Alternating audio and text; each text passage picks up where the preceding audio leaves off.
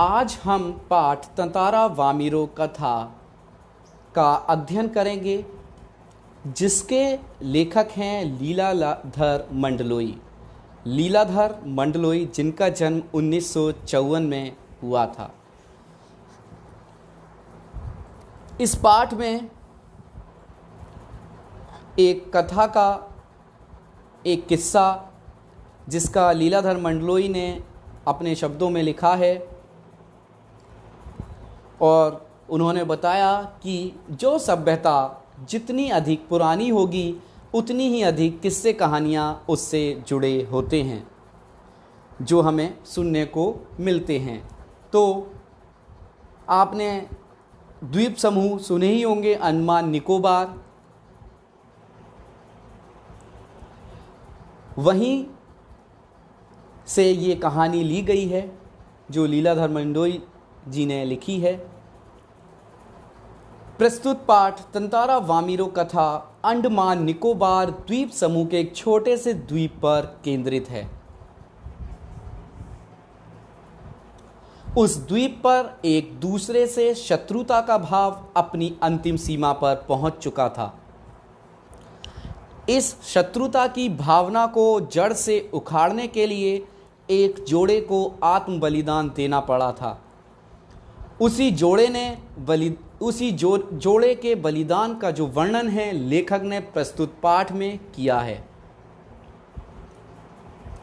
उस वर्णन को पढ़ेंगे हम। उससे पहले पाठ को समझाता हूं मैं आपको कि पाठ पूरा है क्या, वो कथा है क्या। तंतारा वामिरो जो व्यक्ति हैं, इनकी कथा क्या है।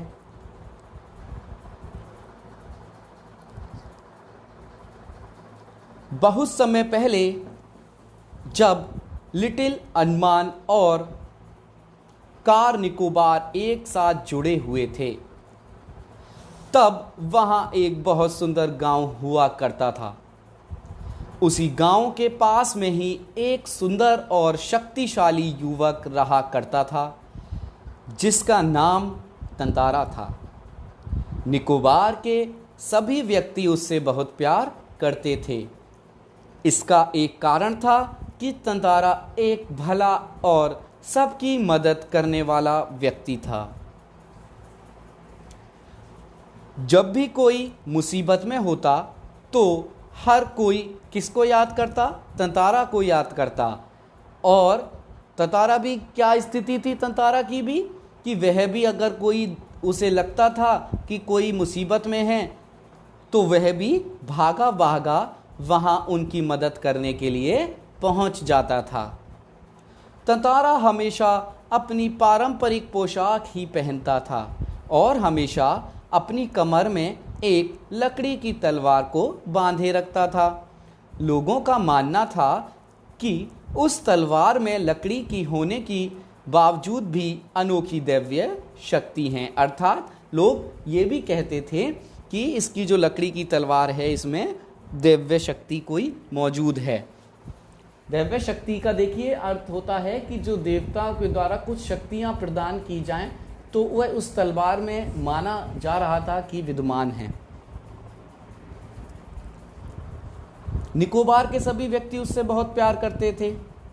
इसका एक कारण था कि तंतारा एक भला और सबकी मदद करने वाला व्यक्ति था। जब भी कोई मुसीबत में आता वह उसकी मदद करता। ठीक है, ये आप समझ ही गए। तंतारा कभी भी अपनी तलवार को अपने से अलग नहीं करता था। वह दूसरों के सामने तलवार का प्रयोग भी नहीं करता था। तंतारा की तलवार जिज्ञासा पैदा करने वाला एक ऐसा राज था जिसको कोई नहीं जानता था। एक शाम को तंतारा दिन भर की कठोर मेहनत करने के बाद समुद्र के किनारे घूमने के लिए चल पड़ा। समुद्र से ठंडी ठंडी हवाएं आ रही थीं। शाम के समय पक्षियों की जो चहचहाहटें होती हैं, वे भी धीरे धीरे शांत हो रही थीं। अपने ही विचारों में खोया हुआ तंतारा समुद्री बालू अर्थात रेत पर बैठकर सूरज की आखिरी किरणों को समुद्र के पानी पर देख रहा था, जो बहुत रंग बिरंगी लग रही थी। तभी कहीं से उसे मधुर संगीत सुनाई देता है, तो वह क्या करता है, देखता है कि आसपास कोई गा रहा है, तो वो उस गाने वाले को देखना चाहता है कि कौन गा रहा है ये मधुर संगीत।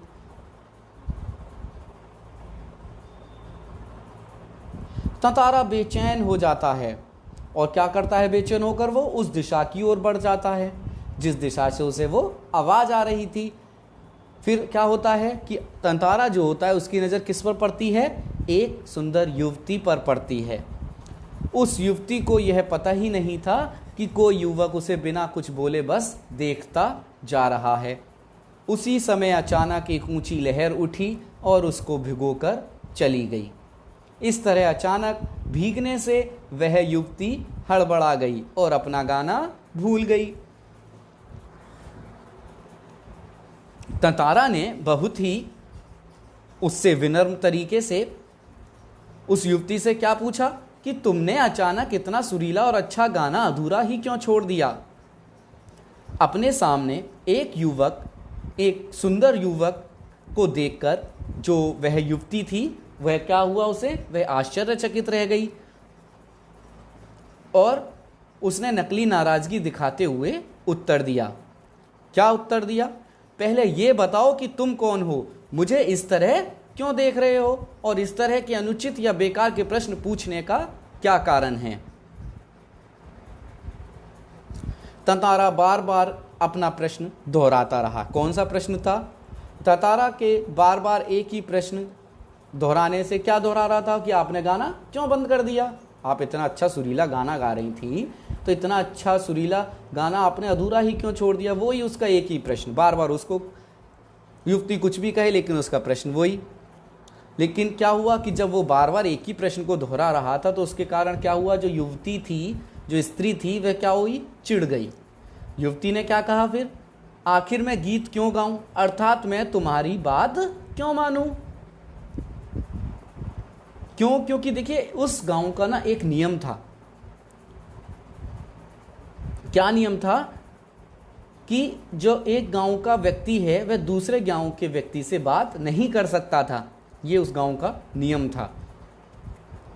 तो उसने यही बात कहा तंतारा से कि क्या तुम्हें गांव का नियम नहीं मालूम कि एक गांव का व्यक्ति दूसरे गांव के व्यक्ति से बात नहीं कर सकता। इतना कहकर वह युवती जाने के लिए तेजी से मुड़ी। अब जैसे ही वो मुड़ती है तो क्या होता है, तंतारा को होश आता है, क्योंकि वो तो उसके गाने में मुग्ध हो गया था।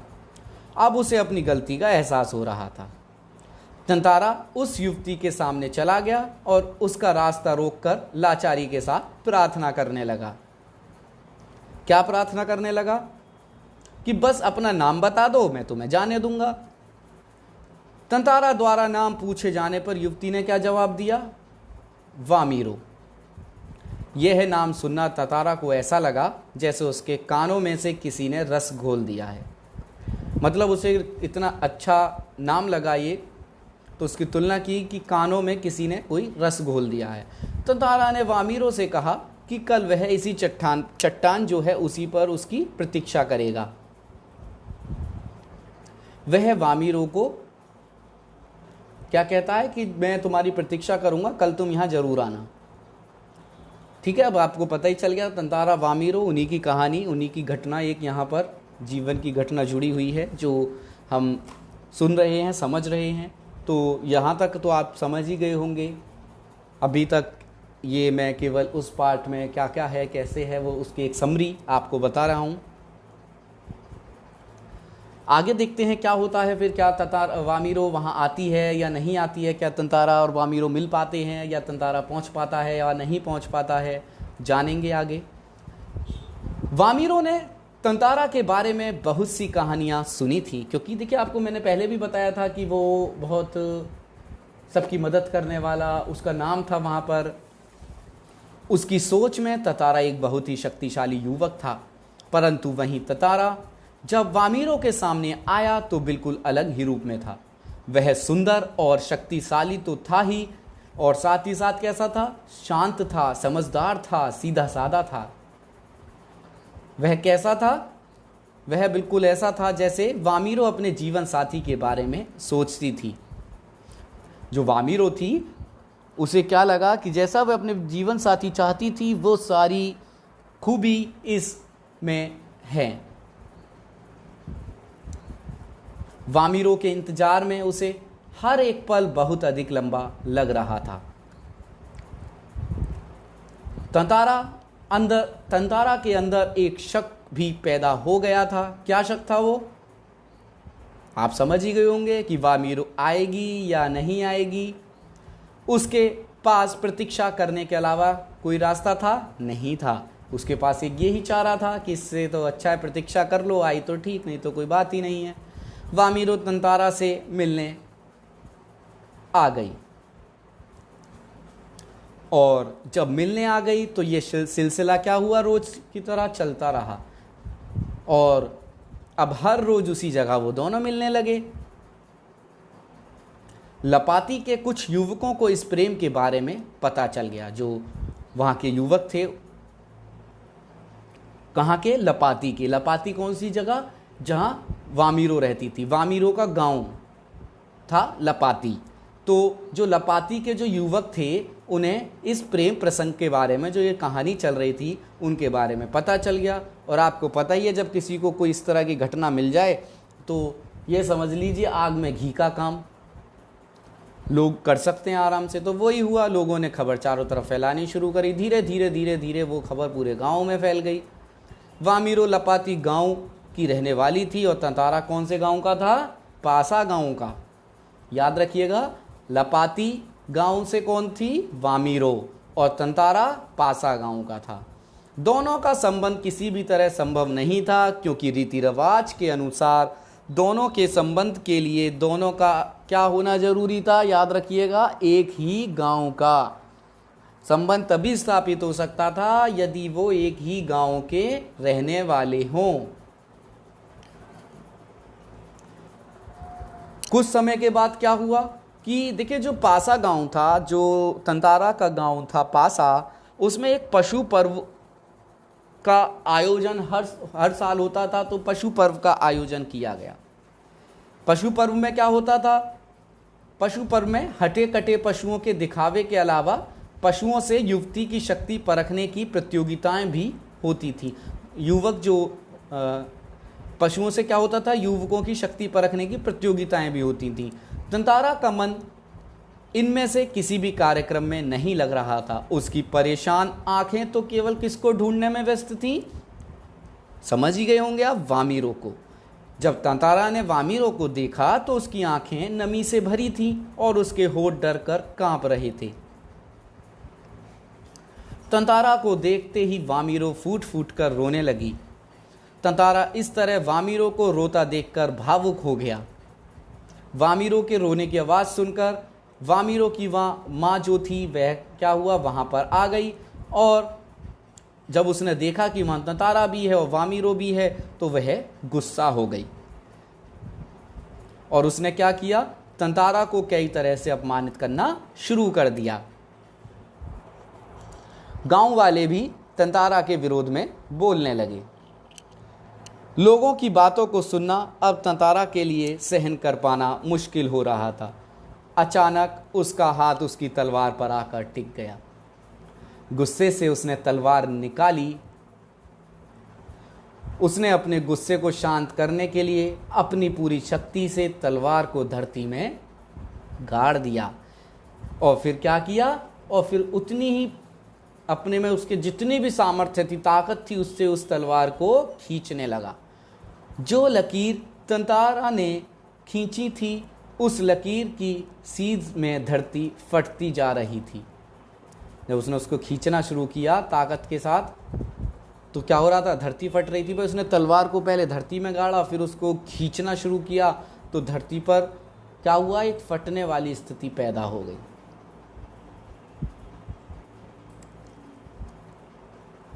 जो लकीर तंतारा ने खींची थी उस लकीर की सीध में क्या हुआ? धरती फटती जा रही थी और तंतारा जो था द्वीप के एक ओर था और वामीरो दूसरी ओर थी।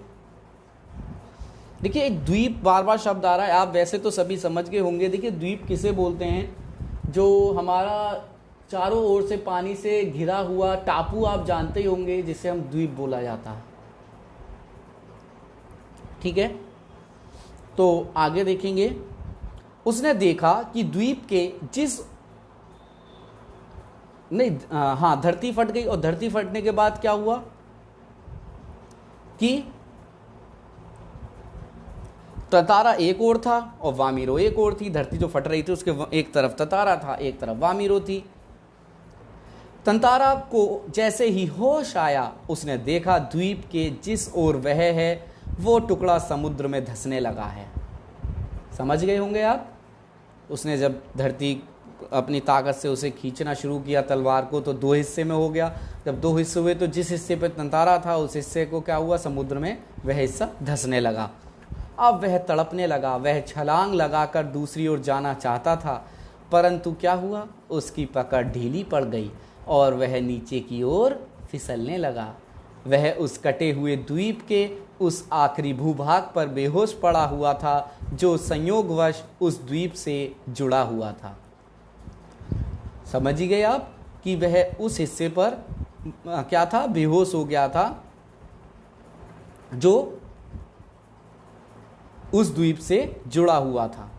बहता हुआ तंतारा कहाँ गया, उसके बाद उसका क्या हुआ, ये कोई नहीं जान सका। इधर वामीरो तंतारा से अलग होने के कारण क्या हो गई, पागल हो गई। वह हर समय बस तंतारा को ही खोजती रहती और उसी जगह आकर घंटों बैठी रहती जहाँ वो तंतारा से मिलने आया करती थी। उसने खाना पीना छोड़ दिया था, परिवार से वह कहीं अलग हो गई। लोगों ने उसे ढूंढने की बहुत कोशिश की, परंतु अब वामीरो का भी कोई सुराग नहीं मिला कि वह कहाँ गई, जिंदा है या मर गई। आज ना तो तंतारा है और ना ही वामीरो है, परंतु फिर भी आज उनकी जो प्रेम कथा है हर घर में सुनाई जाती है। निकोबार के निवासियों का क्या मानना है कि तंतारा की तलवार से कार निकोबार के जो टुकड़े हुए उसमें से दूसरा टुकड़ा आज लिटिल अंडमान के नाम से प्रसिद्ध है, जो कार निकोबार से 96 किलोमीटर दूर स्थित है। समझ ही गए होंगे आप। निकोबार निवासियों ने इस घटना के बाद अपनी परंपरा को क्या किया, बदल दिया। और अब क्या हो गया, क्या परंपरा थी उनकी कि एक ही गांव से संबंध होना चाहिए, विवाह एक ही गांव में होना चाहिए, लेकिन अब क्या हो गया कि दूसरे गांव में भी विवाह संबंध बनने लगे।